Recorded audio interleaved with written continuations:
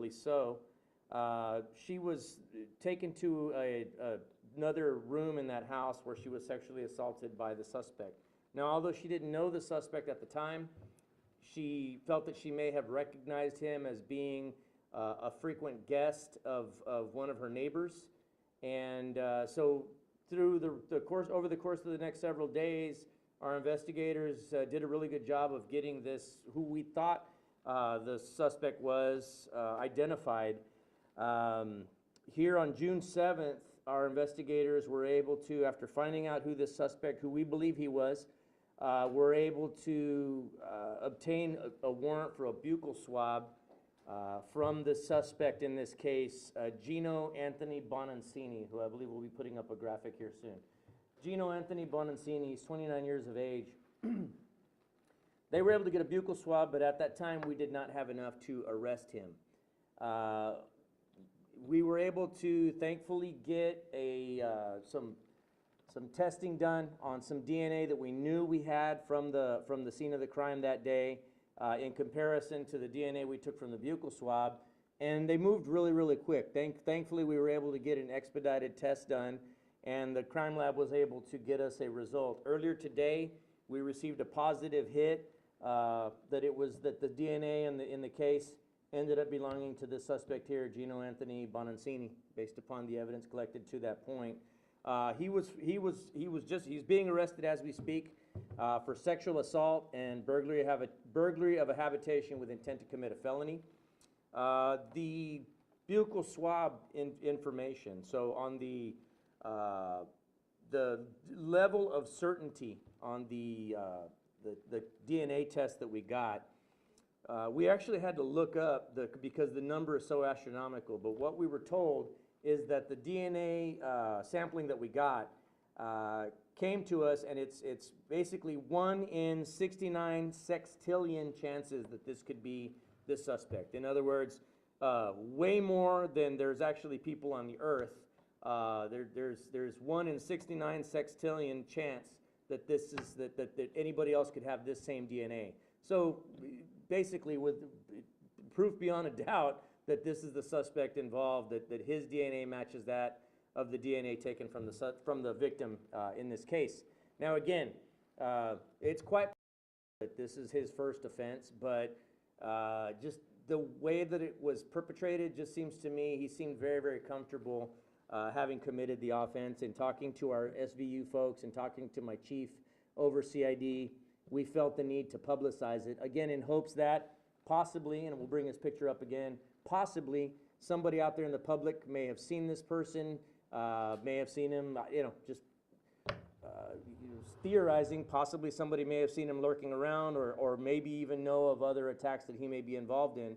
And so we're asking anybody with any information either on this crime or other crimes involving the same suspect to please give us a call. They can call us at 210-335-6000, or they can send us an email at bcsotips@bear.org, bcsotips@bear.org.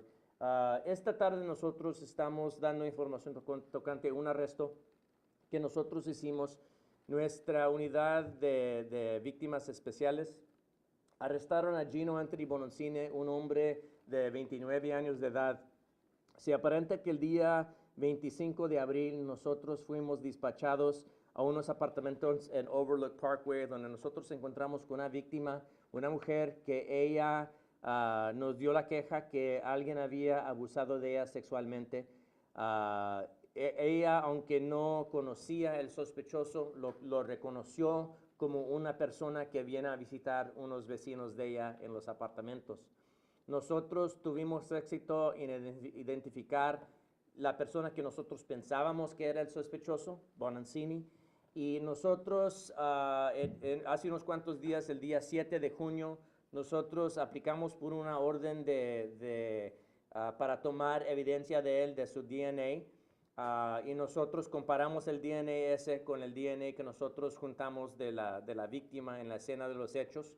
Este día nos llegaron las pruebas de la comparación de los DNAs, la evidencia del DNA, que más que seguro que este es el sospechoso. Entonces esta tarde el sospechoso se enfrenta con cargos de asalto sexual y también de entrar a una habitación con el intento de cometer una felonía.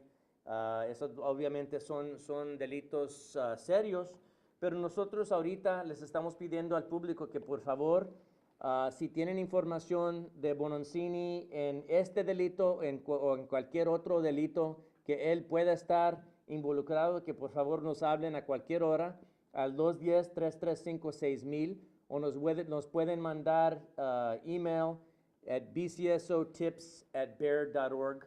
Ahorita en su pantalla nosotros estamos dando enseñando videos si la computadora coopera con nosotros.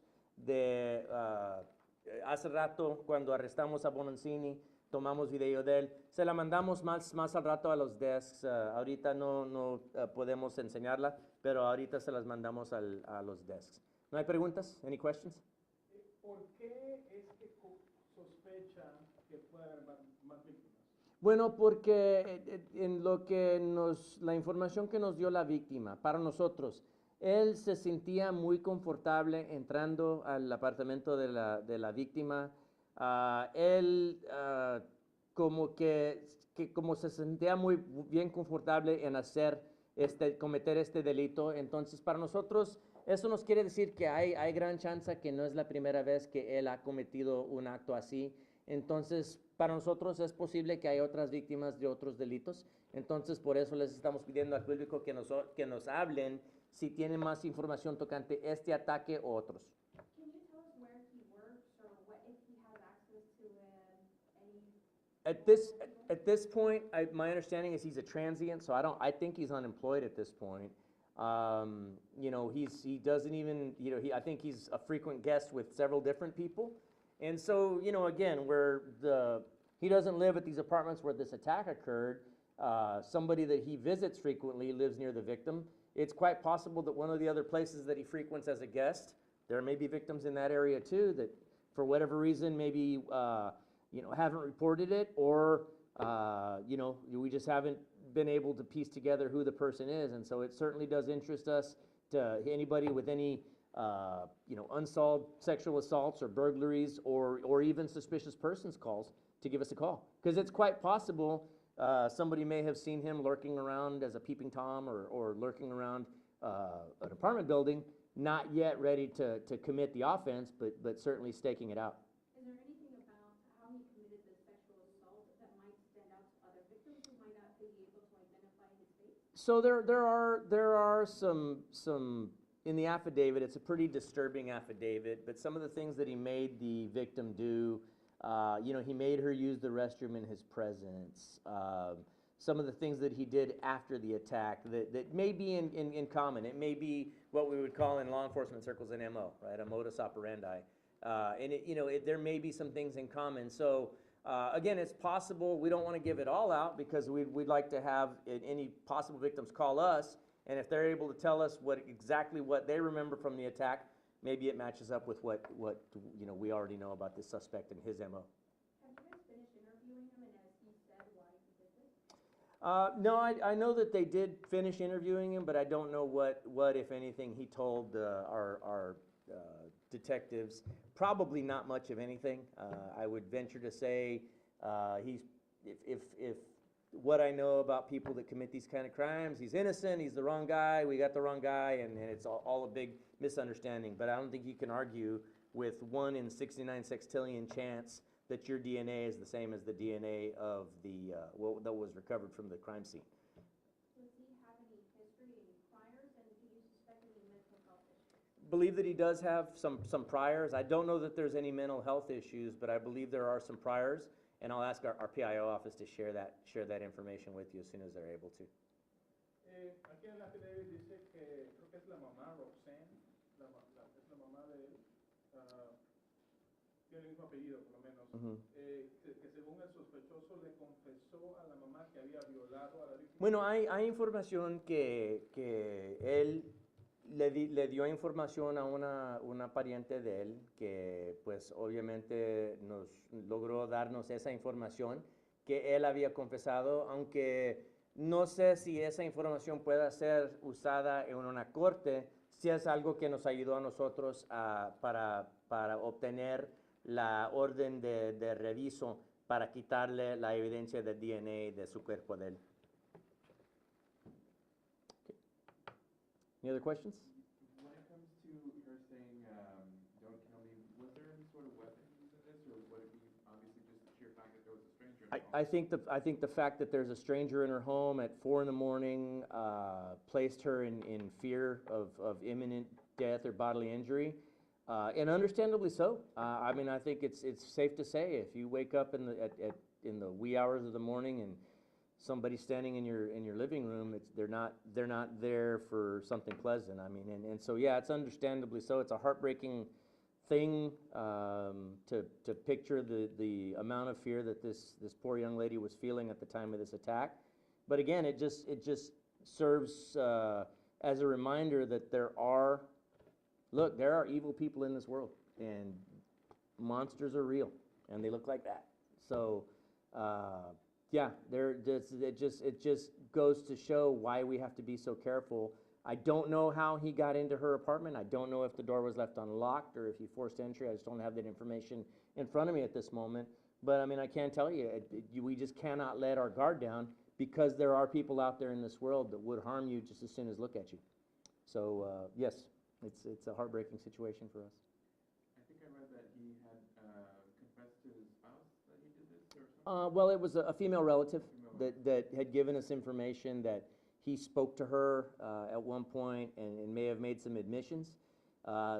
Those admissions that were made were what made it easier for us to obtain a warrant for his buccal swab, for the buccal swab. And a buccal swab is a swab that we would put inside somebody's mouth to get material off of the inside of their cheek that may be used to test for comparative DNA. So, I mean, absolutely, although I can't imagine that it was easy for this female relative to give us that information, she did the right thing. Absolutely, she did the right thing in giving us that information, because unfortunately, although she, as a relative of this suspect, I'm assuming that she loves him and she cares for him a great deal, but it was the right thing to do, because a young woman was sexually assaulted and is going to spend the rest of her life trying to get over this crime that was committed on her. So absolutely, I you know, as heartbreaking of a scenario as that must be for that witness that gave us that information, we really thank her for that, for having the intestinal fortitude to call us and give us that information. Also, this may seem kind of obvious, but it looks like he may have attempted to try to cover this up by having her use the restroom afterward and some other things. Any Sure. comments on that? Well, I mean, People could still come forward. oh, sure, absolutely. Look, it's possible that he may have, I mean, we could speculate. What was he trying to destroy evidence? Was he just trying to humiliate her in hopes that she would be too embarrassed to come forward? You know, I don't know. You could sit here and speculate on all day what his intent may have been. May have been, most likely, to destroy some of the evidence, but, you know, thankfully, this victim showed an immense amount of courage in calling us. I'm glad she did it so soon. Again, I'll use this as a reminder that if should you suffer some sort of an attack like this, call us sooner rather than later. I mean, obviously it's no, you know, we've all heard of cases where victims have waited days, weeks, months, years to ever tell somebody about the fact that they were sexually assaulted. And by that time, evidence has been lost or you know, lost altogether. So it's important for us to get the call as soon as possible. My understanding is we were called within the hour of the attack occurring. So I know that took quite a bit of courage on the part of this victim to even give us a call and tell us that. Again, my hat's off to her for having the courage to say that, because it was very, very important. And it's due to her heroism that we've got this guy off the streets. Has he been booked, you know? He is being booked right now. Yes, when that video that we were going to show you was him being walked out to be booked. So he's probably already being processed into the South Tower right now. And how old was this victim? The victim? 68? 68-year-old female. The victim, 68? Yes.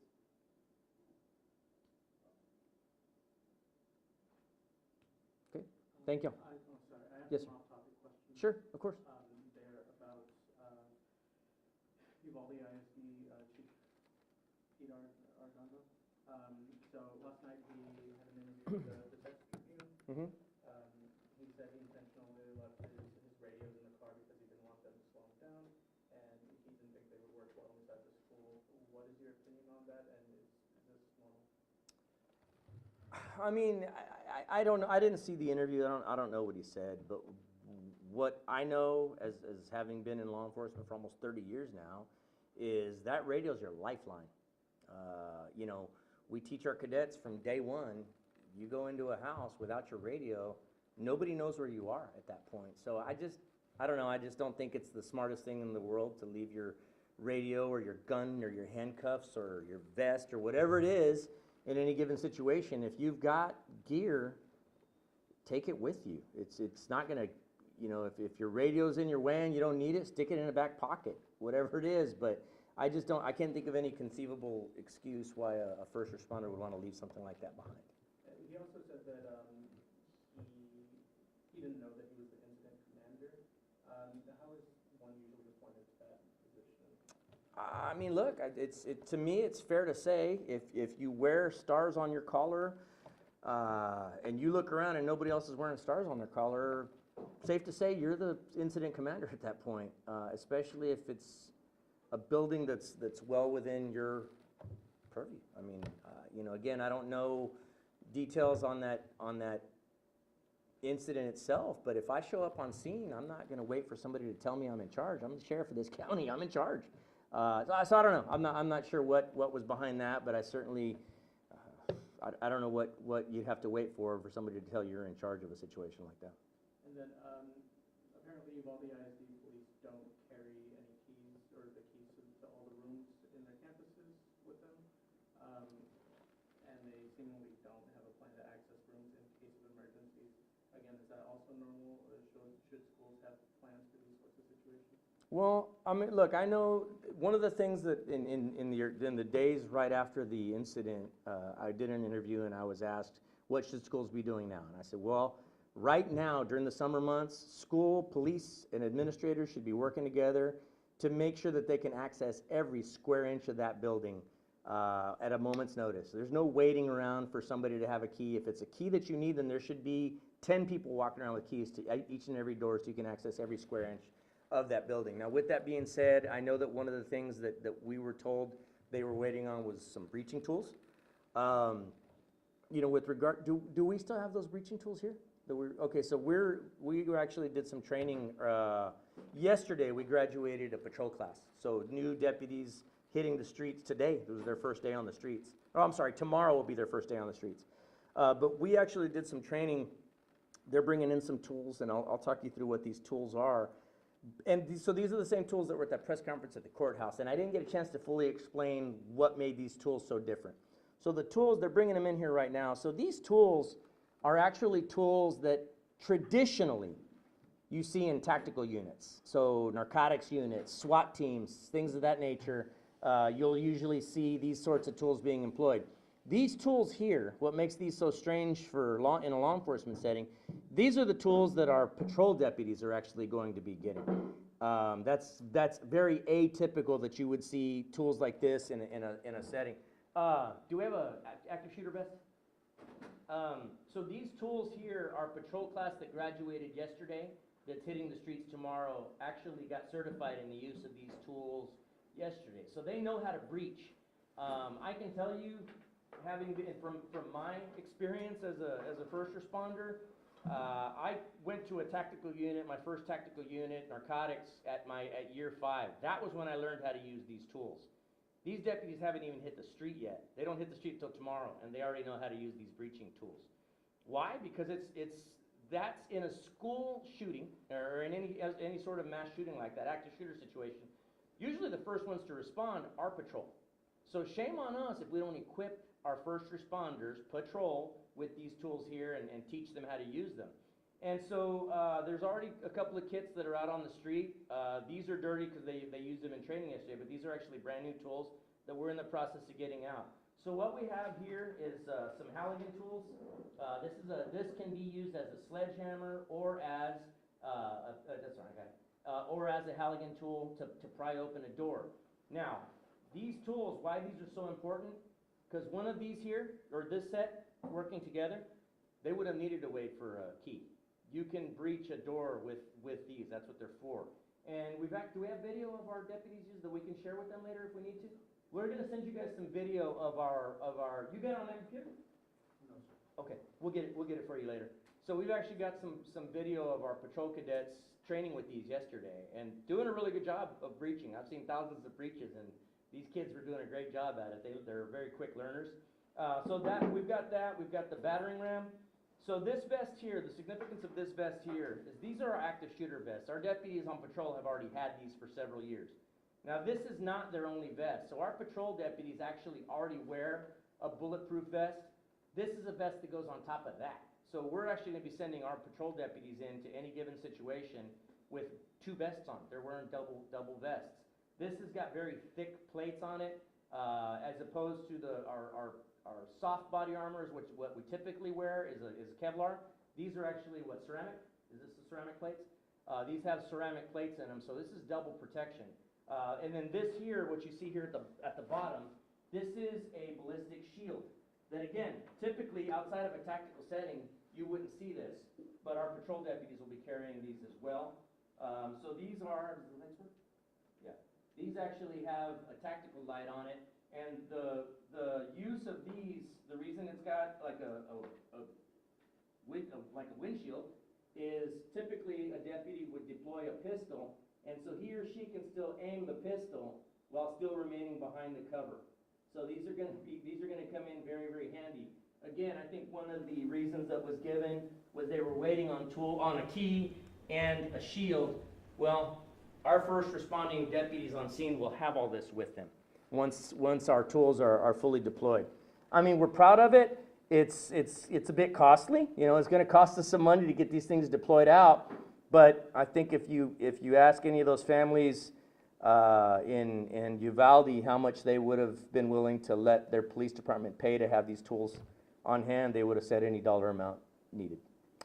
So, you know, I know y'all didn't come here for a show and tell lesson, but I'm happy that we had these tools here and we could show them to you. And we're very proud of it. We're proud of the fact that we're outfitting our patrol deputies with these. And then I have just one more question. Yes, sir. You know, there have been many questions about the response time and why it took so long. Obviously, we're over that right now. But, you know, what can you tell Bexar County parents about what the process is here to get inside wherever an active shooter may be? Look, every time we've had a active shooter scenario over the past couple of years, I've reminded my deputies in no uncertain terms. I always send a mass email to everybody, and I remind them of the rules of engagement. And even before these tools, our rule was you go in, you stop the killing, you stop the dying. The way you stop the killing is you take the gunman out, right? And so we've made it clear from day one that that's the expectation here. You don't wait for backup. You don't wait for SWAT. You don't wait for a key. That was always the mindset. Now we've certainly got the tools to make that possible. And so there's really no reason to wait around at all. There should be none. And so our deputies are all very, very clear on it. Our policy says that. It's the practice. And I want Bexar County residents to know that we're prepared to do whatever it takes to keep our community safe. And that goes for if it's a school in unincorporated Bexar County or if it's a church in the middle of downtown San Antonio, knock on wood. We're going to go wherever we need to do, and if we're number one on scene, we're going in and we're going to do what we need to do. We're going to stop the killing, we're going to stop the dying. Anywhere within our 1,200 square mile county. Okay, thank you.